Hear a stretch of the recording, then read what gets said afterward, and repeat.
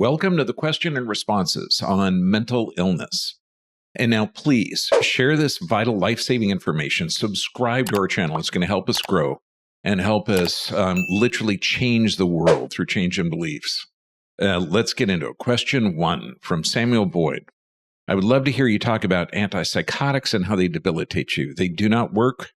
I am for M1 and M4 receptors, but not M2 and M3.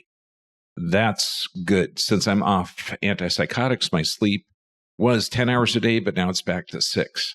Absolutely. I mean, no human being on the planet is suffering from a lack of medications. Okay, and when you look at anxiety, stress, depression, mental illness, schizophrenia, all of these things is the body adapting to a stress. So if you're addressing the end result of that adaptive response without addressing the underlying aspects, so you have to look at all of those features, and we're talking schizophrenia, bipolar disorder, everything are features of the frontal lobe. The frontal lobe is literally programmed by the cerebellum. And then you have the secondary, the gut brain or the enteric brain. So you're looking at the body is adapting, and every human being has between 70 and 90,000 thoughts a day. And those thoughts fall in loops. The problem is 90% of the thoughts are the same you had the day before. So psychosis, and this is an overwhelming response that you cannot function normally in society. It means that your body is stuck in one of those loops. So 3 things that we address. Okay, the biggest challenge that I have is the antipsychotics. They literally cause the symptom it's designed to treat. And it says it on the label. I mean, Prozac has had a black box warning for decades, where it causes anxiety, stress, depression, and suicidal thoughts. So look at the bottle, and nobody is suffering from a lack of those type of medications. The body is really adapting correctly based on the stress. So 3 things to correct the problem that we detailed out: physical, chemical, emotional stress, but also reprogramming the mind. Because when you're in a chronic state of fear, logic factors don't come into your brain. Your body has this automatic nervous system, stress or regeneration, that's sympathetic and parasympathetic. And so people with a chronic psychosis state, they're in a chronic state of stress. So addressing 3 different aspects: physical stress, chemical stress, and emotional stress. And then you have to address all 3 of those. And in emotional stress, we teach neurolinguistic programming. We talk about healthy diet, healthy fats, healthy proteins. And then we also talk about reprogramming the subconscious. And then visualization techniques, prayer works. But you cannot address those if you have a toxic and deficient diet. And you can't address any of those if you're in a physically sympathetic or a fight or flight state. So you have to address all 3. And antipsychotics don't do any of that. And they literally cause the symptom they're designed to treat. So really looking at the underlying aspect that the body is adapting to stress. And this is what's causing the psychosis.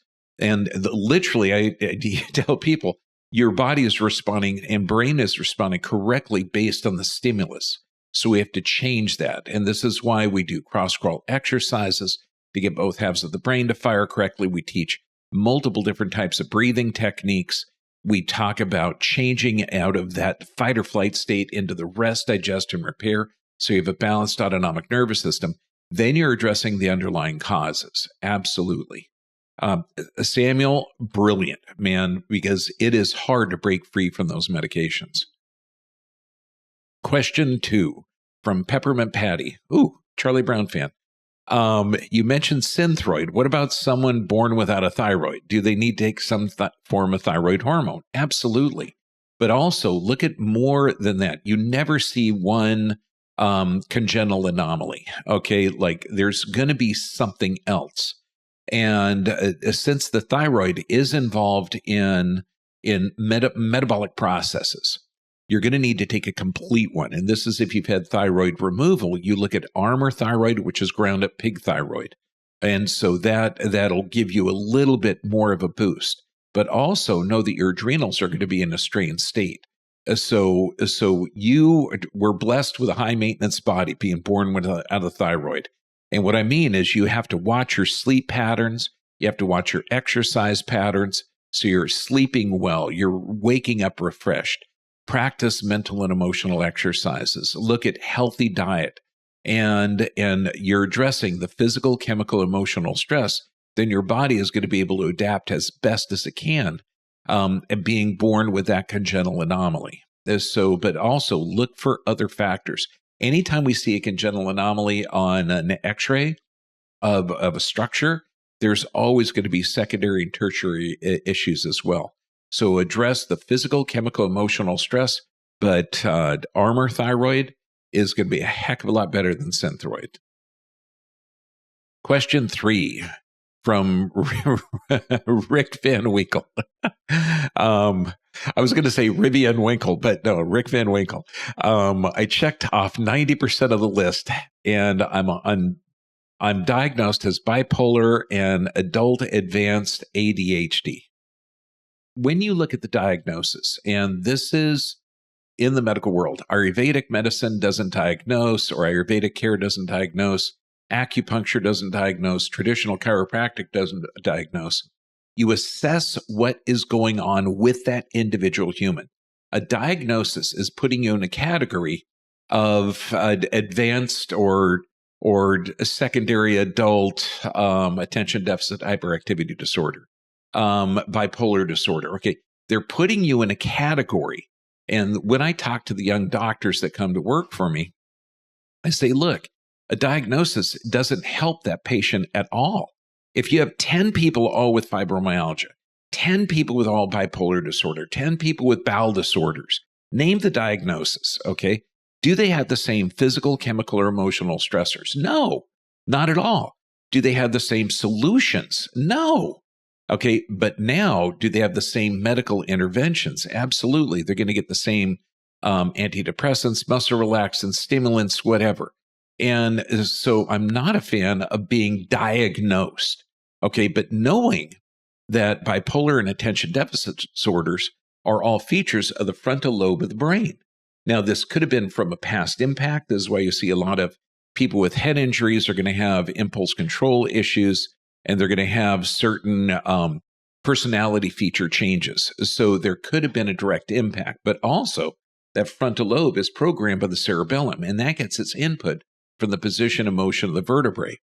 So you have to look at the structural aspect or the physical aspect that's stimulating that cerebellum, which is controlling the frontal lobe. Then you have to look at gut function. And when we do an x-ray, you can see clearly a leaky gut. And that is also where neurotransmitters are produced. So the gut is going to be a contributing factor. Then look at sleep pattern changes. And so we talk about the physical, chemical, and emotional stressors, and all three of those have to be addressed. So identifying the input to the cerebellum, which is going to control the frontal lobe, identifying gut function, identifying sleep pattern changes, and then look at toxicities. Oh my goodness. When you're talking about the toxins in the food, the neurotoxins, I'm at my clinic in Bangkok, and I'm telling you, MSG, which is a potent neurotoxin, can lead to anxiety, stress, and stressed behaviors, we can call it. So you really have to look at the chemical exposure, that's poor sleep, toxic food. So your diet's going to be just like your great-great-grandparents. Look at our sleep videos to change that sleep patterns. Look at reprogramming the subconscious, and also identifying the environmental toxins that may be a contributing factor. There may even be dental toxicities, cavitations, root canals that could be contributing factors. It could be a subclinical infection keeping you in that chronic fight or flight state. But look at your body and brain as adapting to a stress state, and identifying those stress and correcting those stressors are going to be the key in correcting the problem and to help you literally adapt to the environment correctly. Rip Van Winkle, let me know how you're doing, or Rick Van Winkle. Question 4 from Gloria70X. I'm taking Seroquel for sleep. I have to get off it. Working on my life using the technique protocols of Dr. John Demartini. Love that guy. Meds are causing effects with muscle weakness. Help. You cannot get deep sleep by taking a chemical to induce sleep.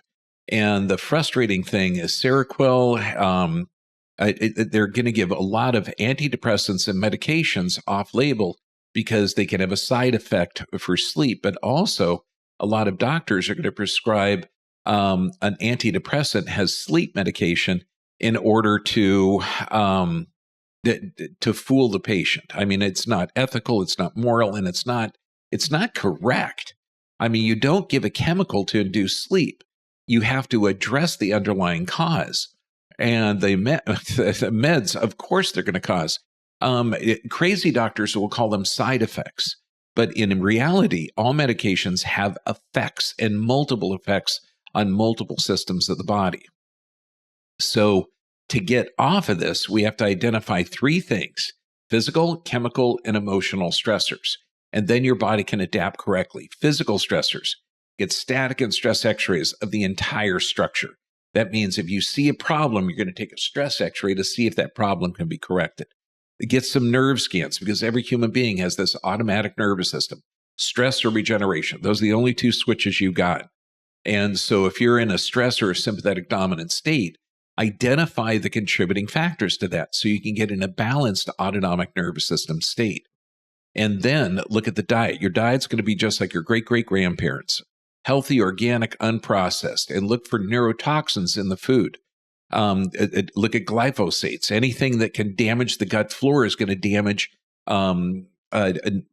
literally, this is called the gut brain or the enteric brain. So anything that damages the gut, this means if you're taking bread that's soaked in glyphosate, or grains, if you're taking toxins in the food, most pesticides are estrogen-based. There's a lot of antibiotics in commercially produced animal products. So there's going to be a lot that could damage the gut flora.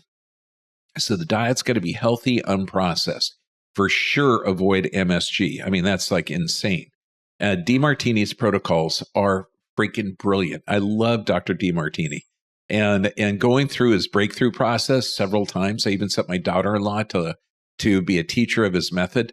Brilliant. Okay, so look at the physical, chemical, and emotional stressors. Reprogram the emotional stressors. Take an active role in what you put in your brain.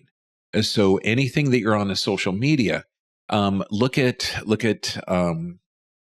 Joe Dispenza. Look at all of the great teachers in the past, and you're going to be blown away with constant wisdom. Put prayer back in your life, put meditation back in your life. And by addressing the physical, chemical, emotional stressors, you're going to be sleeping like a baby. And Dr. Demartini, I love that guy. If you go to the breakthrough process, I mean, give him a hug and tell him I said hello. If your questions weren't answered, please go to the drbvip.com site. That's drbvip.com. And because there I can answer uncensored. But God bless you. These were fantastic questions. Stay healthy, my friends. And your body was built for this world, and this world was built for you.